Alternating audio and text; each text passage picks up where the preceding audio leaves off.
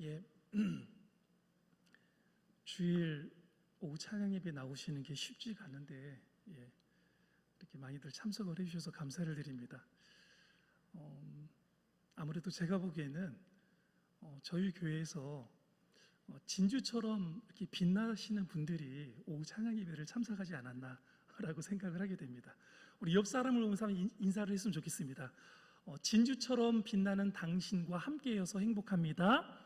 진주처럼 빛나는 당신과 함께여서 행복합니다. 예, 아멘. 예, 그러신 것 같죠? 예, 참여하기 힘든 시간임에도 불구하고 이렇게 주의 말씀을 사모하시고 여러분 함께 해주셔서 감사를 드립니다. 사도행전을 읽으면 바울이 세 번째 전도 여행을 하면서 고린도라는 도시에 잠깐 머물게 되는 것을 우리는 볼 수 있습니다. 때는 겨울이었습니다. 그는 전도 여행을 잠깐 멈추고 겨울을 고린도에서 보내기로 작정을 합니다. 그러나 단순히 휴식하는 것이 목적이 아니었습니다.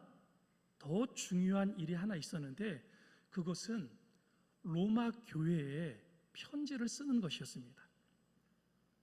바울은 로마에 무척이나 가보고 싶었습니다. 그런데 이상하게도 길이 자꾸 막혀서 로마에 갈 수 없었습니다. 하는 수 없이 편지부터 먼저 써보낼 생각을 하고 더디오라고 하는 비서를 불러서 구술을 했습니다. 나이가 50대에 접어들고 있어서 시력이 별로 좋지 않았던 바울인지라 직접 쓰지 못하고 더디오를 시켜 받아쓰게 했습니다. 바울이 한마디 한마디 불러주는 대로 더디오가 받아 적어서 기록을 끝내자 여집사 베베의 손에 들려 로마에 있는 교회에 전해주도록 했던 것입니다. 그 편지가 바로 기독교 역사상 교회를 개혁하고 부흥시키는데 결정적인 역할을 한 로마서입니다.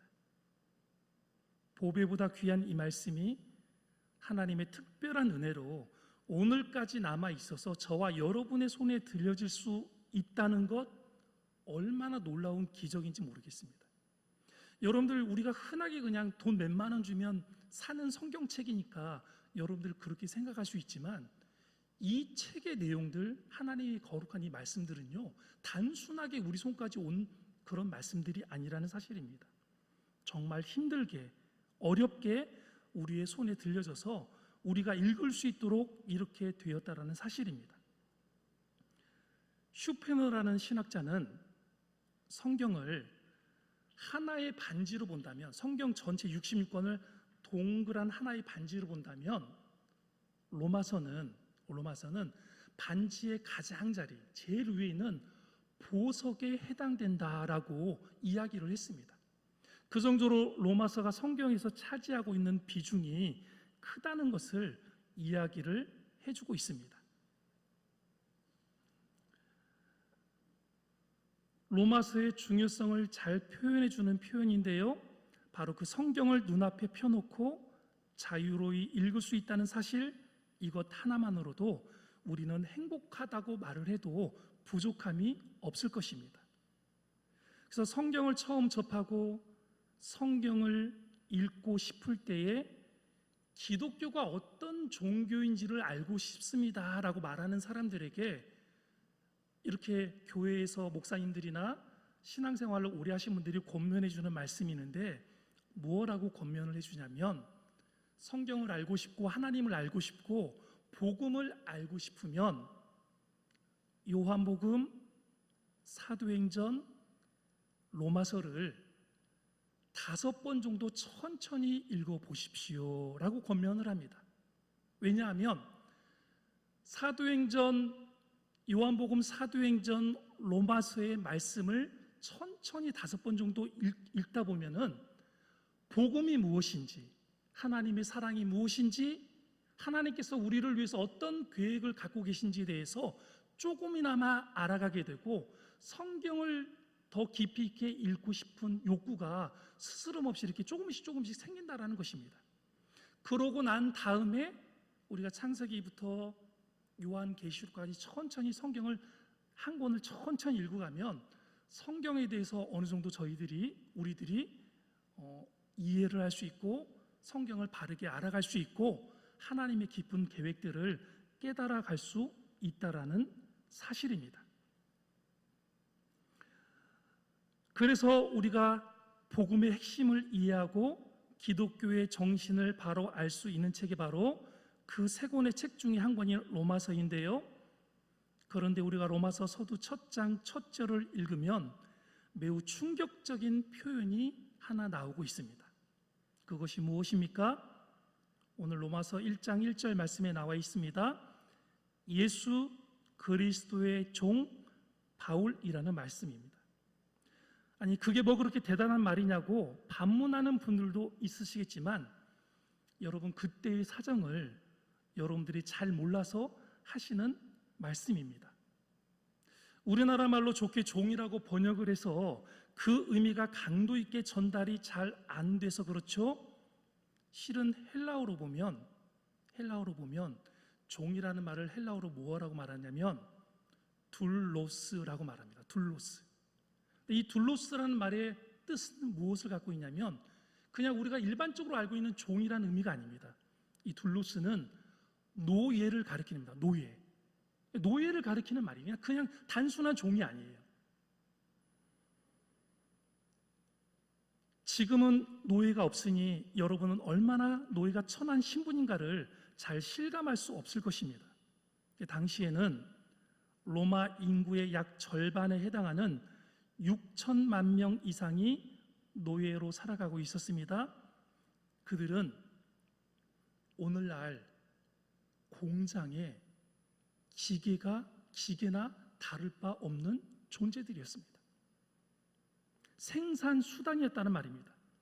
그래서 그때 당시에 로마에 이런 말들이 유행을 했습니다. 어떤 말이 유행했냐면 노예하고 당나귀는 똑같은데 노예는 말을 할 줄 알고 당나귀는 말을 하지 못한다라는 말이 공공연히 사람들의 입에 오르내릴 정도로 그 노예들은 사람의 대접을 전혀 받지를 못했습니다. 그래서 노예들은 항상 이 귀에다가 큰 구멍을 뚫어서 그 구멍에다 뭔 고리를 하나씩 달고 다녔죠. 무슨 고리를 달고 다니는지 잘 알고 계시지 않습니까? 누구누구의 종, 어느 가문의 종, 이런 고리들을 달고 다녔습니다. 노예는 자기 이름도 없었습니다. 자기 생각도 있을 수 없었습니다. 자신의 어떤 의지나 꿈, 계획이라는 것은 상상조차 할 수 없었습니다.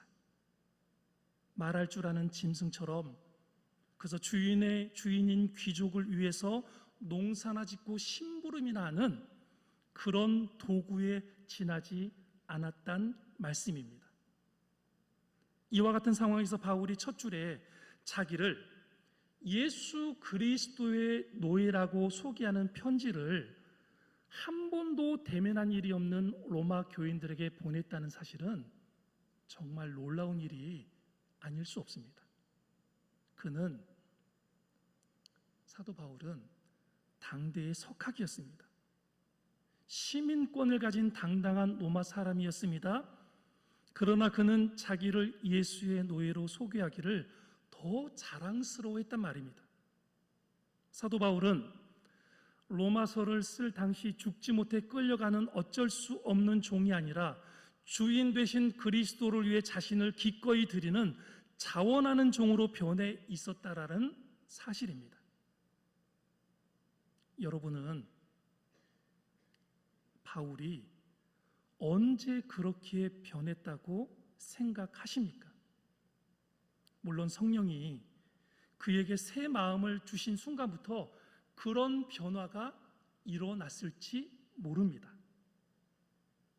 그러나 자기를 종으로 누구에게 드리는 일은 절대로 하루아침에 일어나지 않습니다.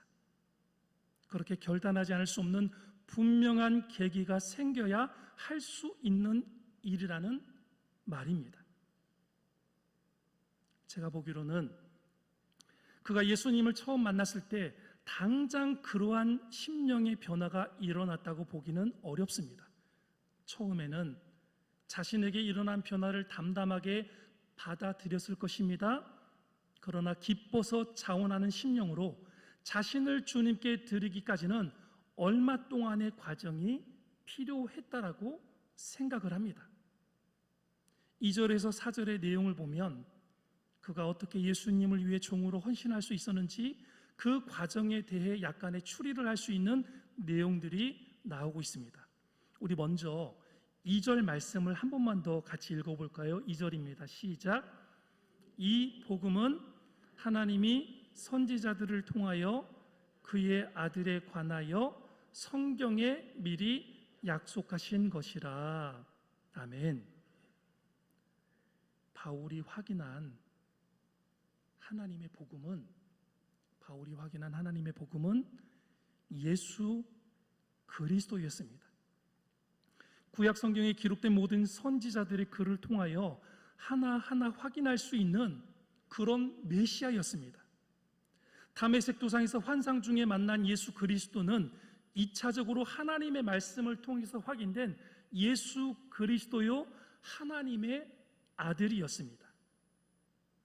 우리 3절과 4절 말씀을 이어서 같이 2절의 말씀을 함께 읽어보겠습니다. 시작.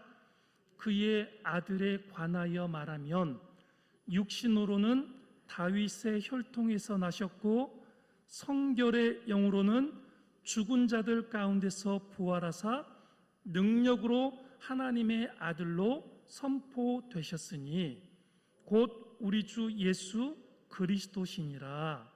아멘. 바울은 예수님을 만나고 얼마 지나지 않아 구약 성경을 가지고 아라비아 사막으로 들어간 일이 있었습니다. 거기서 그는 3년 동안 은둔하면서 주님의 말씀을 철저하게 검토하고 연구할 수 있는 기회를 가졌습니다. 그동안 그는 자기가 다메섹 도상에서 만난 그분이 과연 인류에게 복음이 되시는 구원자인지를 철저히 검토하기 시작했다라고 생각을 합니다. 창세기 12장 2절에 나오는 복의 근원이 바로 예수 그리스도이신지, 이사야가 예언한 이새의 줄기에서 난 싹이 다른 사람이 아니라 베들레헴에서 탄생한 예수 그리스도인지를 밝히는 작업을 쉬지 않고 3년 동안 했을 것입니다. 드디어 그는 이사야 49장 6절에 등장하는 땅끝까지 구원을 베푸는 이방의 빛이 다른 사람이 아니라 예수 그리스도라는 사실을 알게 되었습니다.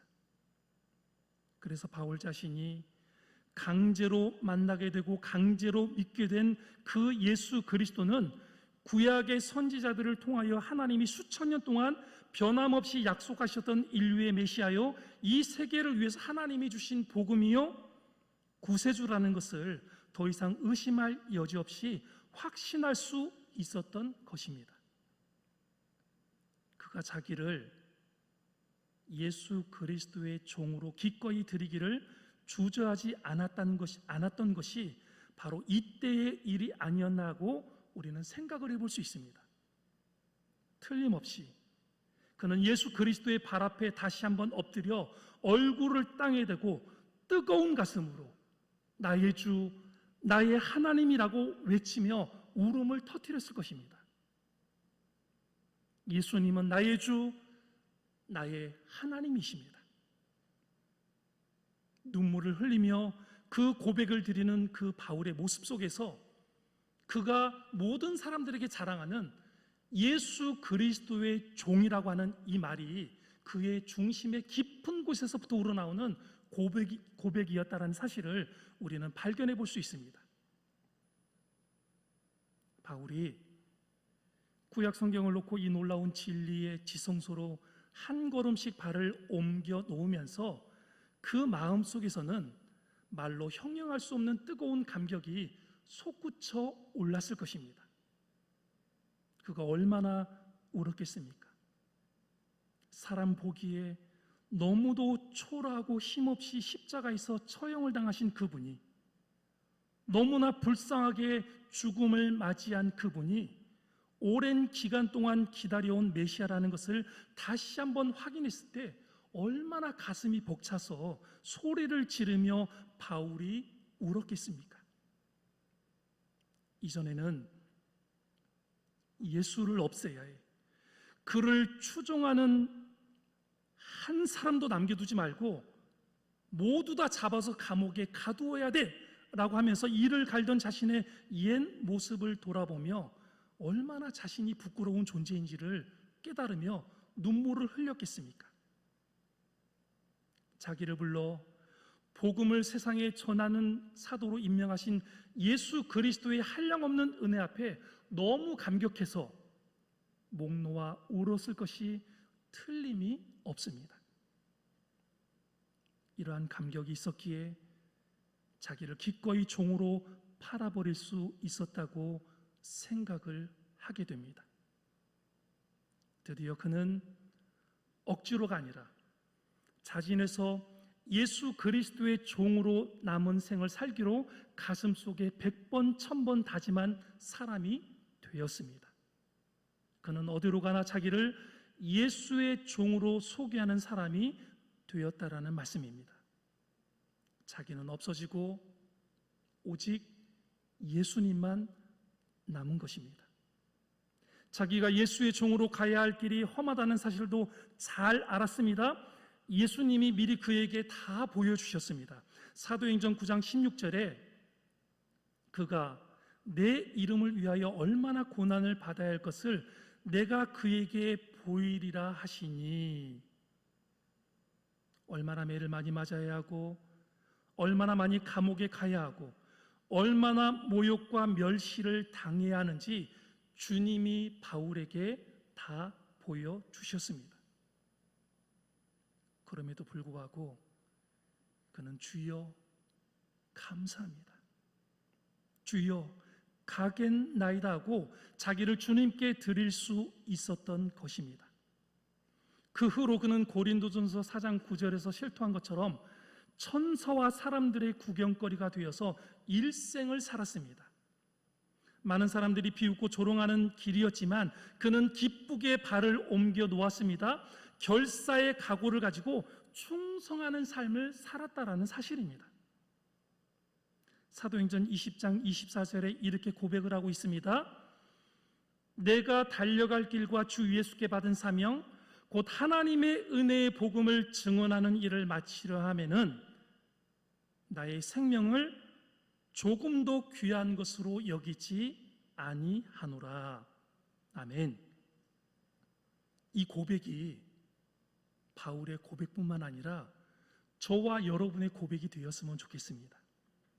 만일 우리가 로마서를 읽으면서 그가 왜 자기를 예수의 종으로 소개하는지를 잘 모른다면 편지 전체를 통해 흐르는 저자의 뜨거운 감격과 열정을 같이 느끼지 못한 채 넘어갈 수 있습니다. 그냥 로마서를 읽었을 뿐이지 바울의 그 심정을 느낄 수 없다면, 왜 그가 예수 그리스도의 종이라고 말하고 있는지를 그 이유와 배경을 우리가 이해하지 못한다면 로마서는 그저 책 한 권으로 그냥 무의미하게 넘어가는 책으로 읽을 수밖에 없다라는 사실입니다.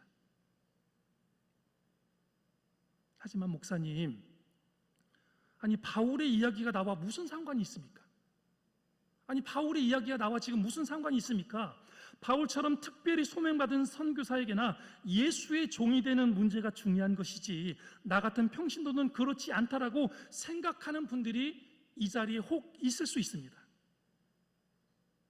여러분 죄송하지만 그것은 인간적인 생각이라는 것을 말씀을 드리고 싶습니다. 물론 우리는 바울이 아닙니다. 우리는 사도도 아닙니다. 그럼에도 불구하고 바울의 이야기가 바로 우리 모두의 이야기라는 사실을 부인하면 안 된다라는 말씀입니다. 여러분 한번 생각해 보시기 바랍니다. 우리 중 대부분은 바울처럼 예수 믿을 때는 억지로 믿은 사람들이 참 많이 있습니다.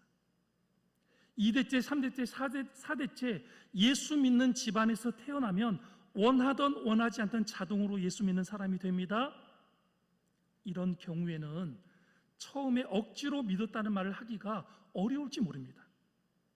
그러나 중도의 성인이 되어 믿게 된 사람들은 대개가 믿고 싶어 믿은 사람이 별로 없다라는 사실을 우리는 잘 알고 있습니다.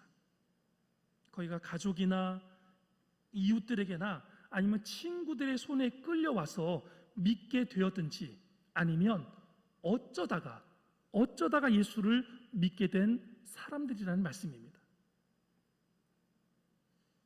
바울이 다메섹 도상에서 예수님을 만날 때처럼 내키지 않는 마음으로 교회에 나오신 분들이 많다는 사실입니다. 저희 교회도 그러신 분들이 충분히 많이 있으리라고 생각을 합니다. 그러나 우리가 언제까지 억지로 예수를 믿을 수 없다는 말씀입니다. 신앙의 다음 단계로 우리가 올라서고 하나님께 더욱더 깊이 있게 나아가야 된다면 바울처럼 말씀을 통해 예수 그리스도가 자기의 하나님이요 구원자 되심을 철저히 확인하고 감격하는 자리로 나아가야 된다는 사실입니다. 그래서 바울처럼 자신을 송두리째 예수의 종으로 내어놓을 수 있을 때 우리는 하나님께서 원하시는 온전한 그리스도의 일꾼으로, 하나님의 일꾼으로 살아갈 수 있게 되는 줄로 믿습니다. 이것이 예수 그리스도께서 우리에게 바라고 계시는 믿음의 수준이라는 사실입니다. 로마서를 통해 우리 모두가 예수의 종으로 새롭게 헌신할 수 있는 동기를 부여받았으면 좋겠습니다. 어려운 책이고 쉽게 읽어서 이해할 수 없는 책이지만 천천히 성령의 은혜를 구하면서 로마서를 읽어가다 보면 분명히 예수님께서 나를 통해서 이루고자 하시는 일이 무엇인지 우리 모두가 다 깨닫게 될 줄로 믿습니다.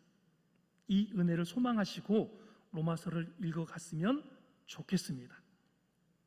우리가 로마서를 통해 흘러넘치는 은혜의 생수를 마시기 시작하면 흔쾌히 예수의 종이 되기를 원하는 사람이 된다는 사실입니다. 오늘 꼭 집에 가셔서 로마서를 한 주간 동안 5번만 읽어보셨으면 좋겠습니다.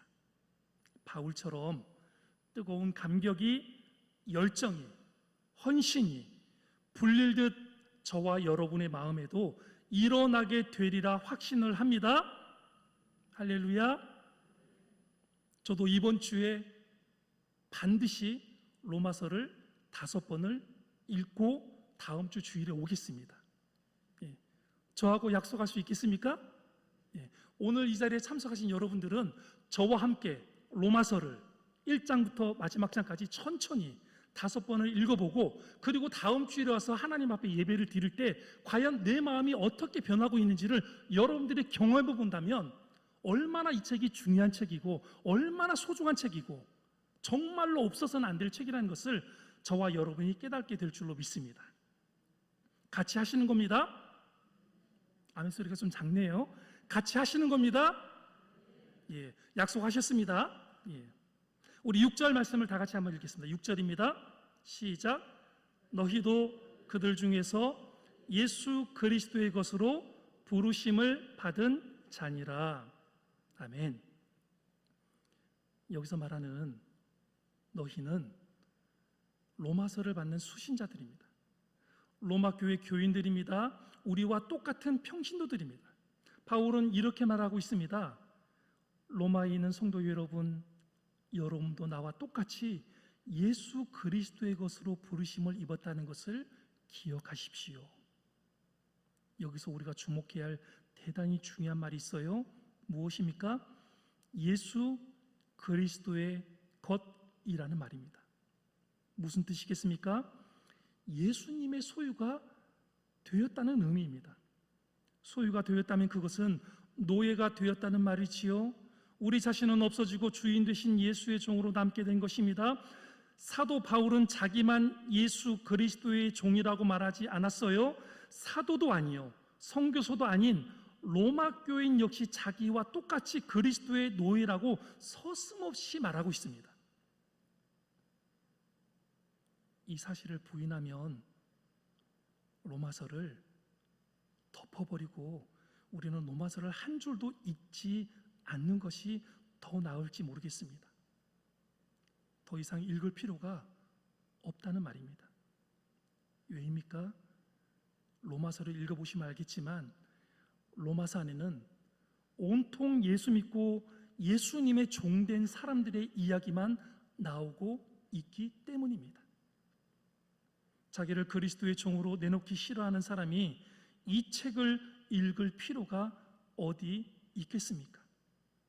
우리는 모두 다 그리스도의 종인 줄로 믿습니다. 예수님의 소유가 아닌 그리스도인은 존재할 수 없다는 사실을 우리는 반드시 기억해야 됩니다. 어떻게 예수님의 소유가 아닌 그리스도인이 존재할 수 있습니까? 교회를 나오고 예수님을 믿으면서 나는 예수님의 종이 아닙니다, 예수님의 소유가 아닙니다, 내 인생은 내 것입니다 라고 말한다면 어떻게 그런 사람을 가리켜서 우리가 그리스도인이라고 말할 수 있습니까? 뜨거운 가슴으로 우리의 달라진 신분을 받아들여야 될 줄로 믿습니다. 그렇게 하기 위해서는 적어도 세 가지는 부정할 수 있어야 됩니다. 누가복음 9장 23절에 이렇게 말씀하고 있습니다. 또 우리에게 이르시되 아무든지 나를 따라오려거든 자기를 부인하고 날마다 제 십자가를 지고 나를 따를 것이니라. 아멘. 우선 먼저 우리는 나는 주인이 아니다라고 말하면서 고백할 수 있어야 됩니다.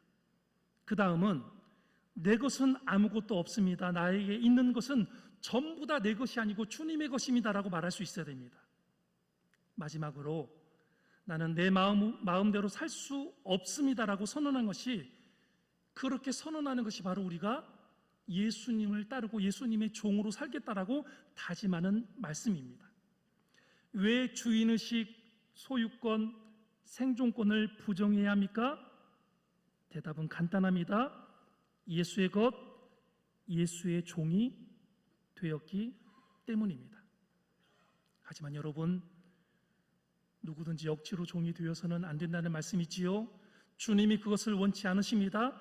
주님이 우리를 위하여 자기의 생명을 기꺼이 십자가에 던져서 우리를 위해서 주셨듯이, 그러므로 우리도 예수님을 위해서 기꺼이 모든 것을 바치는 종이 되기를 예수님이 원하고 계신다라는 사실입니다. 믿으십니까?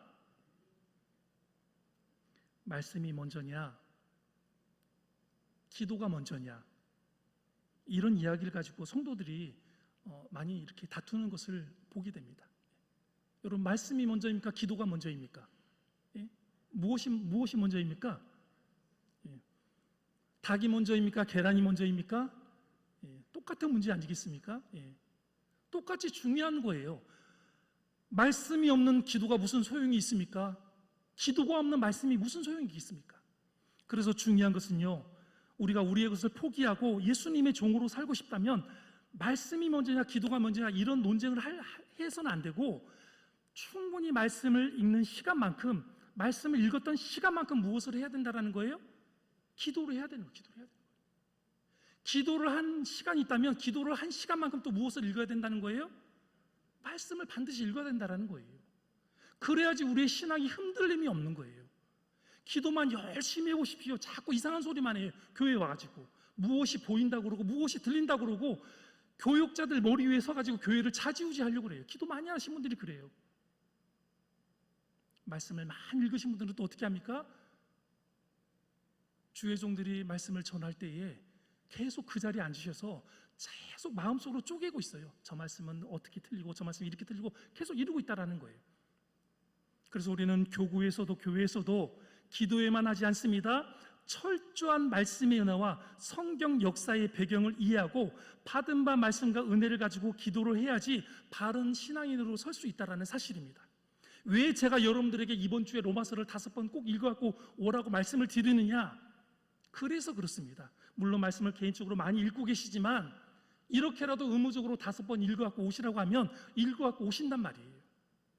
그런 다음에 그 말씀 위에 기도를 여러분들이 세우면 반드시 주께서 여러분들의 갈 길을 밝히 보여주시고 여러분들의 걸음을 인도해 주실 줄로 믿습니다.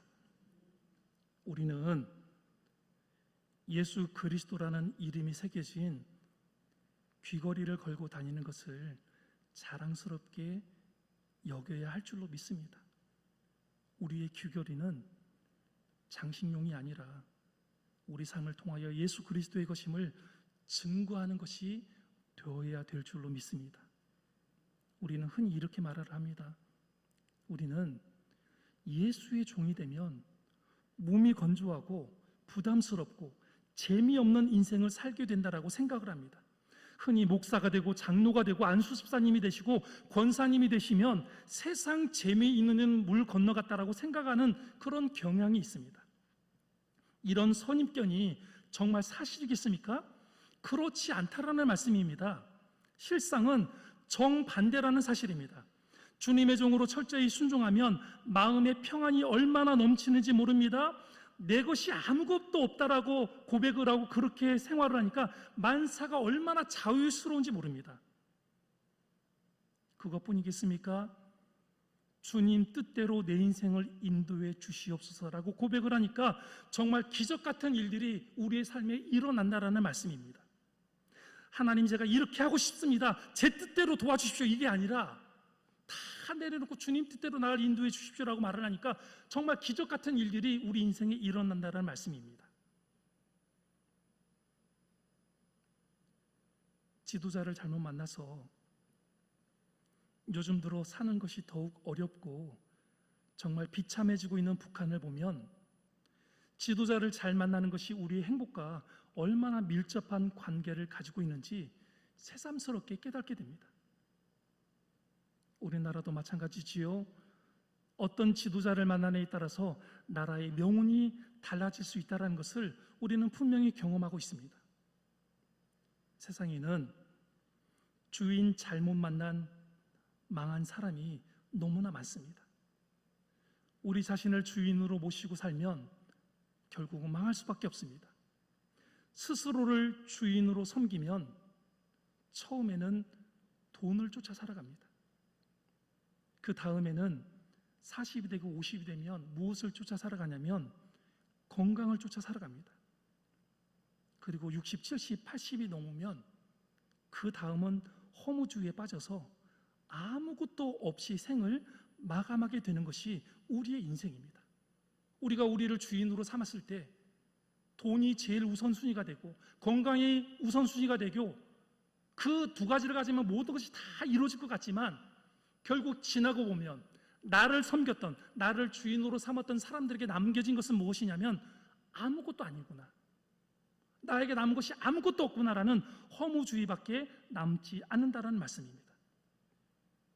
사랑하는 여러분, 예수 그리스도는 가장 위대한 지도자요, 가장 안심하고 우리의 생을 맡길 수 있는 우리의 주인이 되시는 줄로 믿습니다.